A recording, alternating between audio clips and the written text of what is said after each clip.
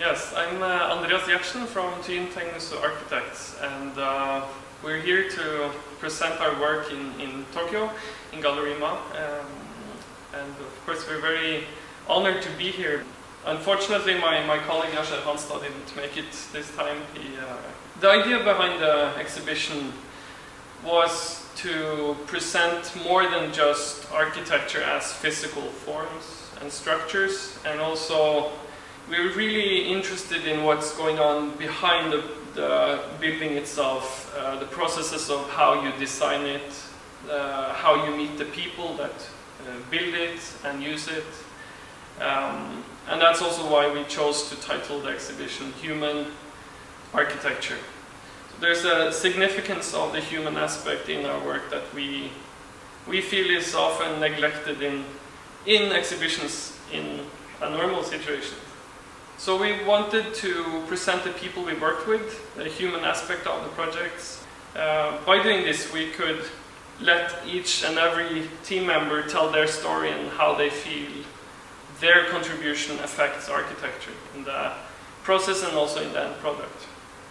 We started our projects as students, and we just completed our third year, so we were very young and naive and enthusiastic about architecture. But we wanted to we looked for more meaning in architecture, looking for something behind the facades and the shapes and the colors. And we stumbled into this project that ended up as the Socrates House. And we did all the mistakes you can imagine in this project. We had no idea how to deal with all these culture differences. We didn't know how to present our ideas in a good way.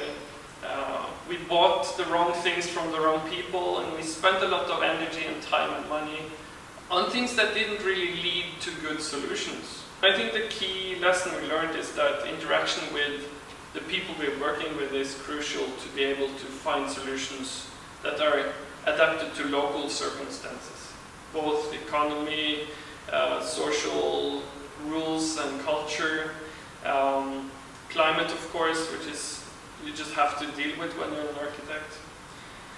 So even though some of the ideas here didn't work in a technical sense, and we also failed in some of the social interactions we had, we've tried to improve on these things and change the way we work throughout the other projects. But the interesting thing is that the owner of the Kasiako project, he is a businessman, and he's there to make a profitable business in a way that allows also the local farmers and the local builders and the local community to support their economy on the business he's doing. And in this way, I think it has more sustainability and more economic value than the first couple of projects. The things we learned we could use in this project and refine, pull ideas from each project and then applying them in a combined sense here. So we ended up being more of like facilitators and project managers than architects. So running around guiding architects, students, workers, and also the owner in how do we shape our architecture into something that could be valuable not only as a structure but as a tool to encourage more growth and prosperity in the community, and also just creating interest that could lead people to come to this region and be sort of daring enough to invest like the client did. So in that sense, I think the Kasiako project is one of the more successful projects we've done. So for us, focusing on methods more than specific solutions have become the key to changing the way we work.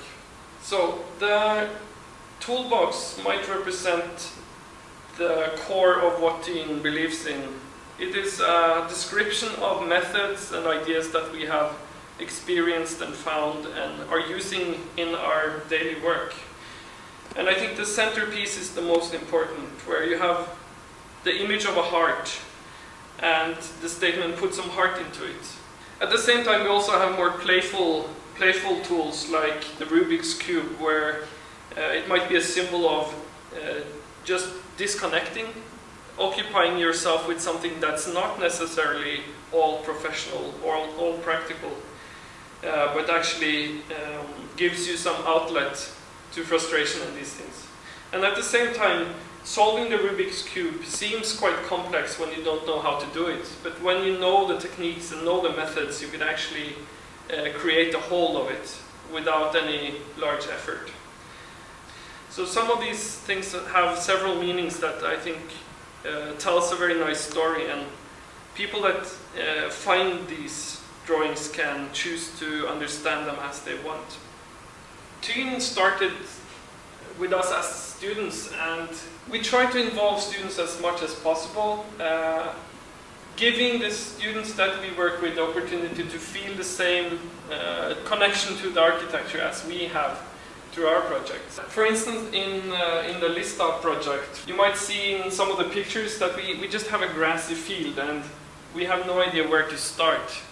And something that our mentor and now good friend Samer Intala told us was that starting something might actually be the most important thing, that you don't know where to start, so you start digging or you start carrying planks to the site, and these actions actually affect the speed of the project.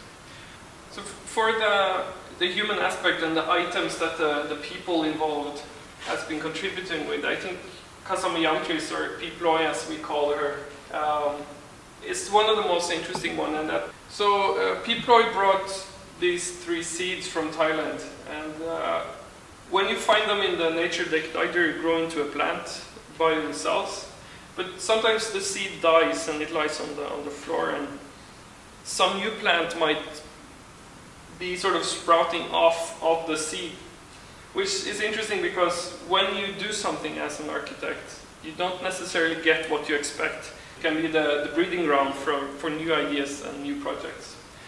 And in this sense, I think architecture being something unpredictable and you can get unexpected things from it is really valuable, and we try to embrace this. So some of the things we learned in the first couple of projects we owe to Mr. Hans Scott. He was the guy with the skills and the knowledge that helped us understand more than just architecture in the conventional sense.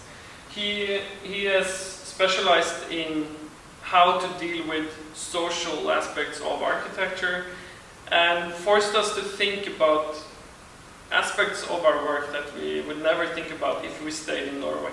So, as for instance, the item from the family was a Lego set built by the twins, and they were really eager to see this being shipped to Japan, and knowing that their Lego was in Japan and people would see the things they've built. And this, I think, is part of what makes, what creates pride and ownership. And at the same time, we also try to involve local carpenters that built this house, and he will take our ideas and our comments and turn them into his skills and his knowledge, and then suddenly we can actually exchange some kind of knowledge across different professions.